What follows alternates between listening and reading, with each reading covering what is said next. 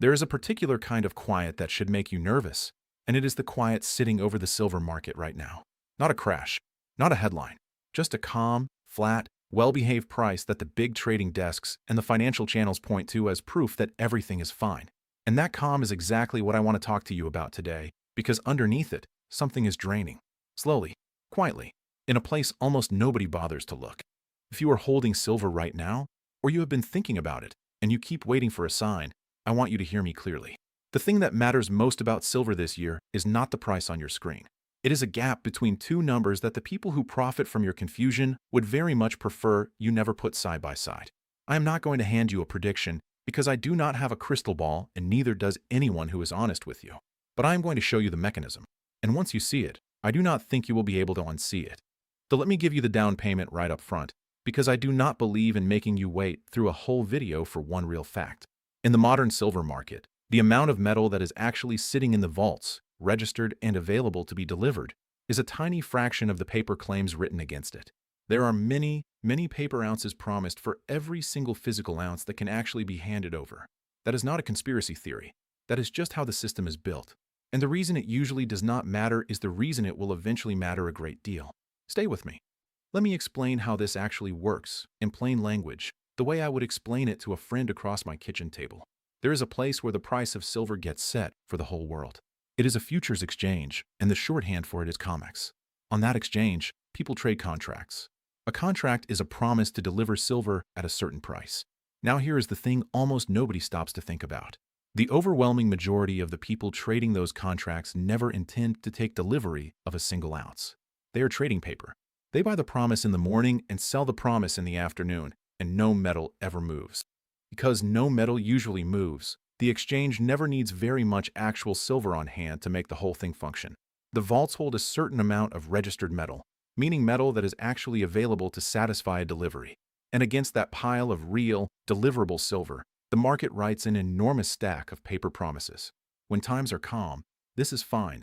The way a bank is fine as long as not everyone shows up for their money on the same afternoon. The paper price and the physical metal drift along together, and everyone assumes they are the same thing. They are not the same thing. And the moment enough people decide they want the metal instead of the promise, the difference between the two stops being an accounting detail and becomes the entire story. Now let me tell you what has actually been happening to that pile of real, deliverable metal, because this is the part that is hiding in plain sight. The registered inventories on that exchange are down enormously from where they stood just a few years ago. The metal has been walking out the door, quietly, not in one dramatic panic, but in a steady, grinding outflow that never makes the evening news because there is no single day you can point to and call a crisis. And the London vaults, the other great warehouse of the West, sit well below their old peaks too. The mountain of physical silver that backs all of that paper has been getting smaller, while the paper stays exactly as large as ever. Think about what that means. If there are already many paper ounces for every real one, and the number of real ones is shrinking while the paper stays put, then the ratio is getting worse. The gap is widening. Every ounce that leaves the vault makes the promises left behind a little thinner, a little more theoretical. And the calm price, the flat, boring, nothing to see here price, tells you absolutely none of this. In fact, the calm price is the disguise. It is the reason the drain can continue without a single alarm going off. Let me put it in terms of something you already understand, because I do not want this to feel abstract. Picture a coat check at a grand old theater. The attendant has hung up far more claim tickets than there are coats on the rack, and he has done it for years, and it has never once been a problem, because on any given night, only a handful of people actually ask for their coat back before the show lets out. The system works beautifully, right up until the night everyone decides to leave early at the same time. Then the tickets are worthless to everyone standing past the front of the line, and the only people who go home warm are the ones who never checked their coat in the first place. They kept it on their own back the whole evening. That is the difference between a paper claim and a physical ounce, and it is the difference between hoping the line moves slowly and knowing you already have what is yours. And here is where I need you to understand who benefits from you not noticing. The big banks and the trading desks that dominate this market make their living on the paper, not the metal. Their business is the churn, the promises, the calm. A slow, orderly, quiet market is the market they can manage and profit from. The financial media takes its cues from those same institutions, so what you get on your screen is a story of boredom. Silver is dead money, they say. Silver is an industrial metal, nothing special. And every time they say it, another retiree shrugs and leaves the metal on the shelf, and another ounce quietly leaves the vault, bought by someone who did the arithmetic. The silence is not an accident. The silence is the product. Now I want to widen the lens for you, because this is not just a COMEX story, it is a global one, and the global picture makes the drain make sense. For several straight years now, the world has used more silver than it has produced. This year makes it the 6th consecutive year of that deficit. 6 years of the world digging up and recycling less silver than it consumes. The gap is being filled out of stockpiles, out of inventories built up over decades, and that is precisely the metal that has been walking out of those Western vaults. You cannot run a deficit forever out of a finite pile. The pile is what is draining. And notice why the deficit is widening, because this part matters. It is not mainly that the world suddenly wants far more silver, it is that the world is producing less of it. Mine supply has been contracting, and silver is stubborn to bring out of the ground, because most of it never comes from a silver mine at all. It comes as a byproduct of digging for copper and zinc and lead, which means the amount of new silver reaching the market is largely decided by demand for entirely different metals. You cannot simply flip a switch and pull more silver out of the earth because the price nudges up. The supply is slow, it is indirect, and right now it is shrinking. So this shortfall is not a spike that will pass in a season. It is a structural condition, quietly grinding away underneath a price that is doing everything it can to look serene. Let me pause here, because we have reached the point in the story where I need to say something directly to those of you who are feeling that quiet unease in your chest. If any part of what I am describing rings true to you, you are not being paranoid. You are being observant. And there is something you should know about who else has been quietly doing the arithmetic. The central banks of the world, the very institutions that print the paper money, have been buying physical gold at a pace we have not seen in generations. More than 1,000 tons a year, 3 years running, roughly double what they bought in the decade before. Gold recently passed the euro to become the second largest reserve asset those central banks hold, behind only the US dollar. The people closest to the machine are quietly trading their paper for metal. Ask yourself why. And here is the part that most ordinary people never find out, the part the big institutions would rather you did not hear. You can do the very same thing inside the retirement account you already have, and it is perfectly legal. There is a way to move a portion of your 401k or your IRA into real, physical gold and silver, held in an approved vault in your name, without triggering taxes and without paying an early penalty. It is called a self-directed precious metals IRA, and it is not some exotic loophole for the wealthy. If you have $100,000 or more in any retirement account, this is available to you, the same way it is available to the largest institutions on earth. This is not just for insiders. It is for the ordinary retiree who simply decided to stop being the last one to know. If that is you, here is how to learn more. If you are watching this on your television, just scan the QR code on your screen. If you're on your phone or your computer, go to jeffreedguide.com. It costs you nothing to understand your options, and understanding is the whole point. Now, let me get back to the machine, because I want to show you what happens when the paper and the metal finally disagree. And I want to show it to you with real history, not speculation. Because this is not the first time paper promises have collided with a shortage of the real thing. And every time it happens, the people holding paper learn a hard lesson about what they actually owned.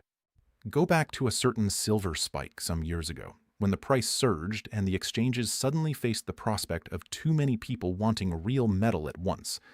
What happened next tells you everything. The rules changed. The cost of holding those contracts was raised sharply and repeatedly, and the price fell around 30% in a matter of days, even though nothing about silver itself had changed. Not the supply, not the demand, not the ounces in the ground. The paper rules moved, and the paper price obeyed. That is the tell. When the price is set by paper, the price answers to whoever writes the paper rules. And if you think that is a one-time thing, understand that it is baked into the structure itself.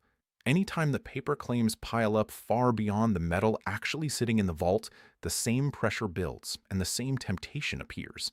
When real buyers show up wanting real ounces from people who sold promises they could not keep, the rules bend toward whoever wrote the paper, not whoever is owed the metal. The cost of holding on gets raised, the terms get changed, the delivery gets delayed, and the paper price answers to the referees rather than to the ounces in the ground. When paper loses to metal, the score can be changed after the whistle. I am not telling you this to frighten you. I am telling you so that you understand, in your bones, the difference between owning a promise and owning the thing itself. In the calm, they look identical. In the storm, only one of them is real. And there was that famous moment a few years back when an army of small investors online tried to force a silver shortage by buying paper claims all at once. It failed, and the reason it failed is the whole lesson of this video. Buying more paper claims does not drain the vault, it just creates more paper. The only thing that actually pulls metal out of the system and tightens the screw is people taking delivery of the physical ounce and walking away with it. Quiet, unglamorous, one vault withdrawal at a time. Which, if you have been listening, is exactly what has been happening all along, without the hashtags and without the noise. Let me add one more layer, because it makes the squeeze tighter than gold has ever faced. Silver is not just hoarded, it is consumed. It goes into solar panels, into electronics, into the guts of the modern world, in tiny amounts spread so thin across so many devices that it is almost never worth recovering. There is an old line that captures it perfectly. Gold is hoarded, silver is burned. Nearly every ounce of gold ever mined still exists somewhere, but a great deal of the silver humanity has used is simply gone, dispersed and unrecoverable. And here is the detail that ought to stop you cold. Even in a year when one of silver's biggest industrial buyers, the solar industry, sharply cut back how much it uses per panel, the market still stayed in deficit. Read that again. Demand from one huge source went down, and the world still could not produce enough. That is not a market with slack in it. That is a market living hand to mouth. There is one more piece to the East-West story you should know, because it is quietly rerouting metal away from the vaults we have been talking about. In Shanghai, physical silver has been trading at a persistent premium to the Western price. The East is willing to pay more for the real thing than the West says it is worth on paper. And because the flow of metal between those two worlds is restricted and does not move as freely as it should, that arbitrage does not close the way a textbook says it must. Metal gets pulled toward the buyers who want it most and pay the most, and those buyers are increasingly not in the West. Another current pulling the pile down. Now, I want to be honest with you, the way I always try to be, because the last thing you need is another voice online promising you the moon. I am not going to give you a price, and I am not going to give you a date. Silver is volatile. It can drop hard and fast, and it has, more than once, for reasons that have nothing to do with the fundamentals I have laid out. What I have shown you today is a case, built on structure and history and mechanism. It is not a guarantee, and it is certainly not personal financial advice for your particular situation.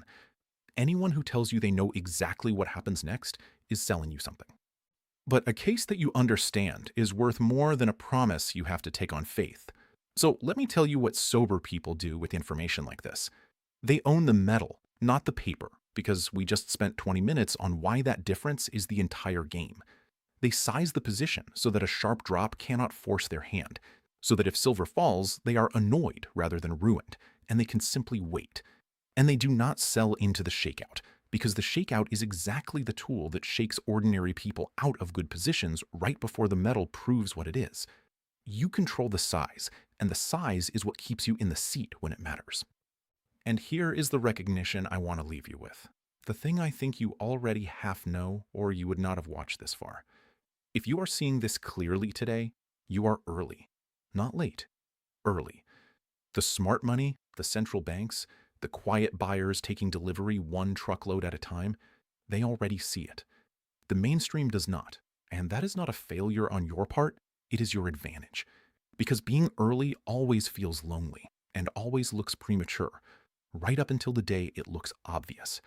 And by the time it is obvious to everyone, by the time the financial channels finally admit there was never enough metal to cover the paper, the easy part of the move will already be behind us.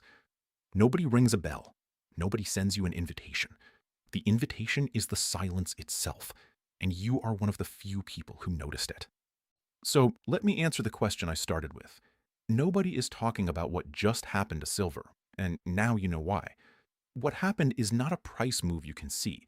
It is a vault quietly emptying beneath a price that was engineered to look calm, a mountain of paper promises growing thinner against a shrinking pile of real metal in a market that has come up short for 6 years running. The quiet is not peace. The quiet is the sound of the physical draining away while the paper pretends nothing is wrong. That is the story. That is what the silence hides. If you have watched all the way to the end of this, then this last part is for you, because you are exactly the kind of person who should take the next small step. My team holds a free one-on-one educational web conference, and it is genuinely educational, not a sales pitch. It is for viewers who are 55 or older with at least $100,000 in a 401k or an IRA. And if you mention that you watched this video all the way through, we will make room for you. The reason to do it now is not fake urgency, and I will never insult you with a fake countdown clock. The reason is simply this. The best decisions about protecting your savings are made in exactly this kind of calm, before the crowd wakes up, while you still have time to think clearly and act without pressure. That window is open today. It will not be open forever. If you are watching on your television, scan the QR code on your screen. If you are on your phone or your computer, go to jeffreedguide.com. Bring your questions. Come and understand your options while the market is still quiet, because quiet, as we have learned today, is not the same thing as safe.